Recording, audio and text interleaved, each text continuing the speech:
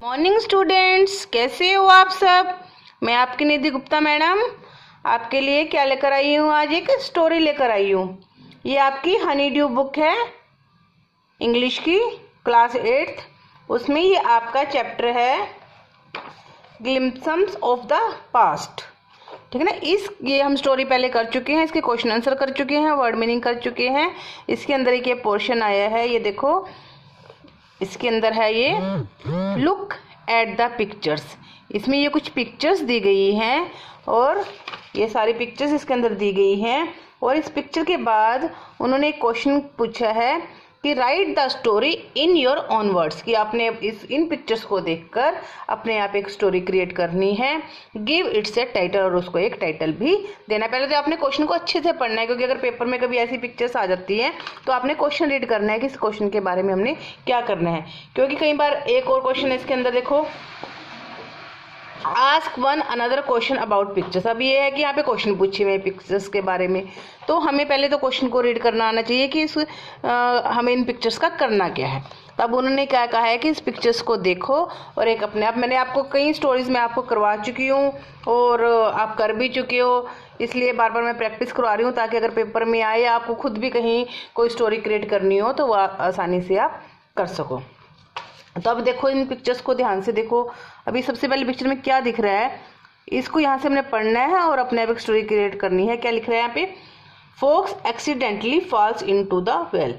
कोई फोक्स इसके में अंदर गिर गया है। How do I get out of there, ये कह रहा है कि मैं यहाँ से बाहर कैसे आऊँ। अब ये तो अटपटा सा लग रहा है ना, ये एक लाइन यहाँ लिख दी, एक लाइन। आपने स्टोरी को कैसे बनाते हैं कि उसकी पूरी अपने आप उसके अंदर वर्ड्स ऐड करने पड़ते हैं, अपने आप लाइनें ऐड करनी पड़ती हैं, ये वाली लाइनें भी ऐड करनी है ताकि एक मीनिंगफुल स्टोरी बन जाए और उसका एक टाइटल भी हो। और स्टोरी ऐसी होनी चाहिए कि उसका मोरल भी निकलता हो। तो तुम्हें ऐसी बात नहीं है कि तुमने स्टोरी सुनी होती है और तुम्हें पिक्चर्स को देख के वो स्टोरीज कुछ कुछ माइंड में आ जाती हैं कि किसके बारे में स्टोरी है, तो तुम वो अपने आप आसानी से बना लेते हो। ये देखो यहाँ पे क्या लिखा है, hello is this water sweet. आगे भी है, too sweet I have had so much I might faint, let me taste it, thanks for the help, come out when you can, my mother used to say be careful how you take the advice of people you don't know. अब देखो थोड़ा थोड़ा idea लग रहा है कि ये इसका मोरल हो सकता है कि जो ये उसकी मम्मी ने उसको कहा है कि हमें ऐसा कभी नहीं करना चाहिए। और ये फोक्स है जो पानी में गिर गया है, उसके पास ये गोट आ गई है।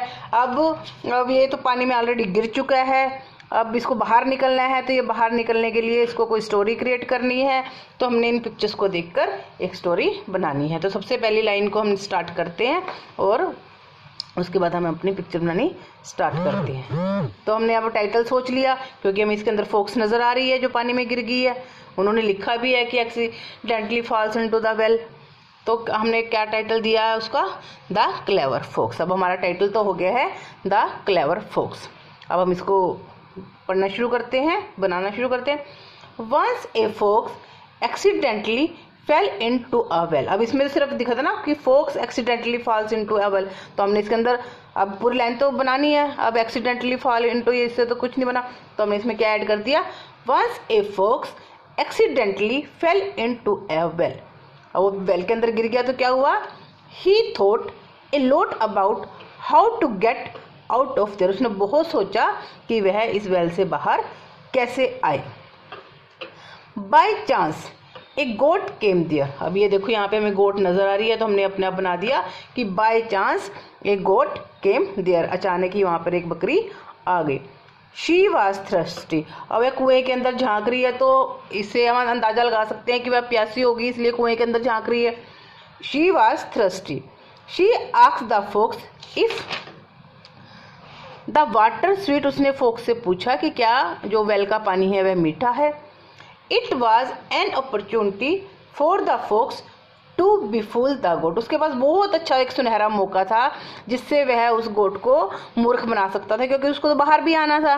तो अगर वह इसको मूर्ख बनाएगा, क्योंकि और तो कोई दिखा नहीं उसको, एक वो बकरी दिखी है वहां पर, तो वह उसको, उसका बहुत अच्छा मौका था, वह उसको मूर्ख बना सकता था।